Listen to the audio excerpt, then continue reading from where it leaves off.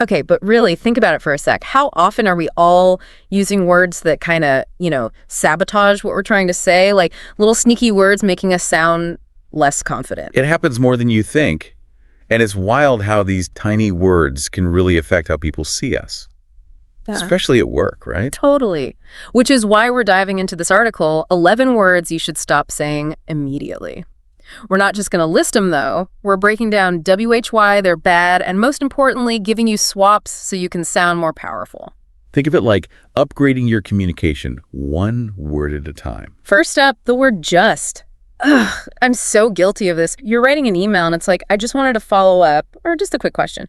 Why does just make us sound so unsure? It's subtle, but just makes your request smaller, almost like you're apologizing for it. Imagine waiting to hear back about a project and you're like, I just wanted to follow up on the proposal. What's that say? Makes me sound hesitant, like I shouldn't even be asking.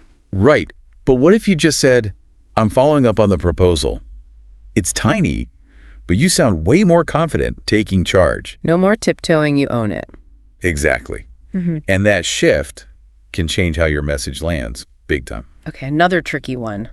Actually, this feels like a trap almost. Oh, it can be. Actually, often slips out when we're correcting someone or giving a different view. But imagine someone's like, actually, I think we should go a different way. How's that feel? Like they're shutting down my idea before even thinking about it? It can sound condescending, even if they just meant to add to the discussion. Taking out actually makes it more collaborative. Like instead of, actually, I have a question about that, you can say, I'm curious about this part. More like inviting a chat, not shutting it down. Perfect. Still saying your thing, but it keeps the flow going, respectfully. Now, maybe this one feels like almost self-sabotage, wouldn't you say? It is. You wouldn't use maybe if you were really sure of your idea, so why hedge? I guess it's like we're scared to commit to our thoughts, you know? And that hesitation can hurt your credibility, especially at work. Decisiveness often equals competence. Instead of, maybe we should consider this. We should consider this. Hear the difference. It's like you're leading, not just dipping a toe in. Right. Showing confidence in your idea, inviting others to follow. Okay, this one bugs me. Saying sorry when there's no need. Why do we apologize for, existing, basically? It's a thing, isn't it? Do we really need to apologize for asking a question or taking up space or just saying what we think? No way. And all that apologizing can actually make us seem, smaller, less confident. You're right. And the key is, there are way better ways to say things. Instead of, sorry to bother you, try thanks for your time, or I appreciate your input. Shows respect without sounding unsure. It's like shifting from apologizing for existing to being grateful for their attention. Small but powerful, right. Changes how you come across. All right, another confidence killer, I think. It's everywhere, but it makes what we say weaker. It's a verbal tick for lots of us. But think about how much stronger it is without it. Like, I think this is the best option versus this is the best option. Huge difference. You're right.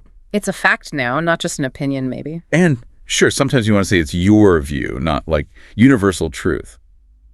But even then, there are better ways. So instead of, I think, you could say, from my analysis, or based on what I've seen. Exactly. You're owning your view, but it's more, sophisticated. Like leveling up your communication, swapping out the wishy-washy stuff for strong, impactful language. And that's what this deep dive's about, right? Giving you the tools to communicate clearly, confidently, like you mean it. It's crazy, right? How even little changes to how we talk can make us, more confident overall. When we pick words that sound sure, it changes how others see us, but also how we see ourselves. That's like telling your own brain, hey, I got this. Totally. And speaking of believing in yourself, let's talk about can't. This one messes with us, keeps us from, doing our best. Oh, yeah, can't. It's so easy to just say, I can't do this, especially when something's hard. It's almost automatic, but it's a trap.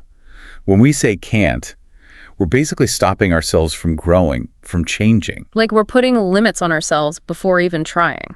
And honestly, we can do way more than we think we can.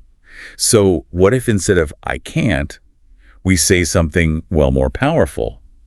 Like, I haven't learned this yet, or I'm still figuring it out. I like that. It's not saying you'll never do it, just that you're on the way there. Exactly. And that small change can help you stay motivated, keep going when things get tough. It reminds me of that saying, whether you think you can or you think you can't, you're right. What we say really does affect what we believe. So true. So let's pick words that like lift us up, both when we talk to ourselves and to others. Okay, almost done with the list, but a couple more big ones. Let's do but and. I mean, they're not bad words, but how we use them matters, right? Oh, absolutely. It's all about like the situation and what you're trying to say, but often goes after something positive and it kind of ruins it. It's like giving a compliment and then taking it back. You did great on that presentation, but I think you could have been more engaging. Oof. Exactly. The but erases the good stuff you just said. Yeah. Makes people feel, I don't know, discouraged. So what's better? And swap out the but for and it's way more constructive. Like, you did great on that presentation, and I think we can work together to make it even more engaging. You're not just criticizing, you're helping. It's about fixing things, not just pointing out what's wrong. And that's such a good attitude to have, right? At work, anywhere. All right, got to address the big one. Literally, people misuse this all the time. It's almost funny how wrong it gets. Yeah, it's become this word people use to like emphasize stuff, even when it's not actually true. Yeah. But using it wrong makes you sound less credible, like you don't know what you're talking about. I think it shows how important it is to like use the right words. When we choose carefully, we say what we mean more clearly, and it has more impact. Couldn't agree more. It's about like respecting how powerful words are and using them to your advantage. So let's all try to use literally, correctly, and really all words, thoughtfully. Okay, before we go on, gotta mention kind of and sort of again. They seem small, but they weaken what you're trying to say. Oh, they're so wishy-washy. They make you sound uncertain, like you don't really care. Imagine telling your boss, I'm kind of excited about this new project. Not exactly inspiring, huh? Sounds like you'd rather be doing something else. Exactly. So instead of that, let's use words that are, well, stronger, more definite, like I'm intrigued by that, instead of I'm sort of interested, more specific, more interesting. And it shows you're really paying attention, involved in the conversation. Right on. Now, sticking with words that fill space but don't add anything, let's talk about like. It's supposed to like connect with people, but it can actually make you sound less smart. It's so ironic. It's like people say like all the time, especially when they're nervous. But you know what's even better? Just pausing. Yes. Silence is way more effective than filling the space with, nothing. Gives your brain a second to think, so you can choose better words. And it makes you sound more like thoughtful, calm, which can be really powerful. And while we're at it, how about, this one comes up when we're not sure if the other person's getting what we're saying. Like, we need them to agree with us. It's like we're doubting ourselves, even though we're the ones with the ideas. But here's the thing. Yeah. You know what you're talking about. You can explain it clearly. Trust yourself. Let that confidence show. That's a good point. We don't always need someone to tell us we're right. We can just own it. Exactly. Now, one last thing about how our language affects how we interact with people.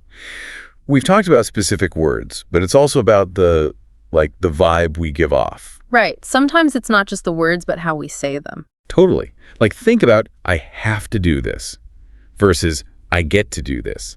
It's just a different way of looking at it, but it changes how you feel about it. It's like turning something you have to do into something you want to do. It's about feeling like you have control, even when things are tough or boring. I love that. We really can choose how we see things just by how we talk about them. And that's kind of the main point of all this. It's not about like banning certain words.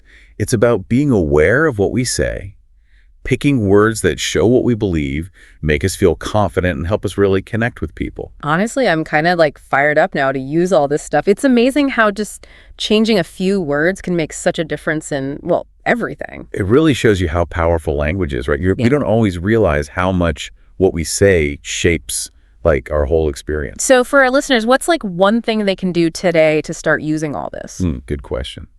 I think the best way is to just pick one thing, one word from our list that, stood out to you. Maybe you use it too much or you think it's holding you back. Okay, let's say I pick just. What then? Try to.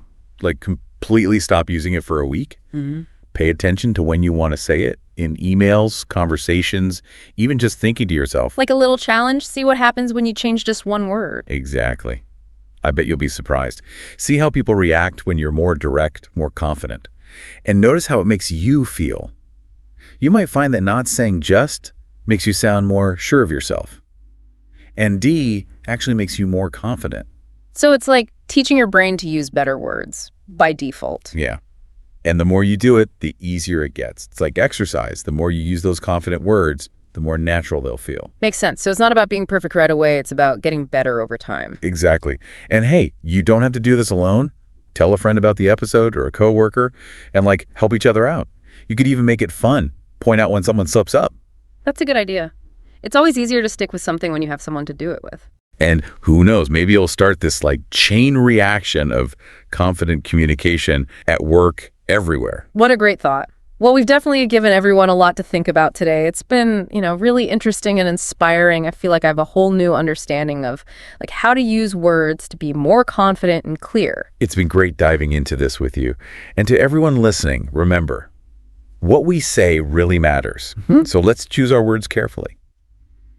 And until next time, stay curious, stay confident, and keep on learning.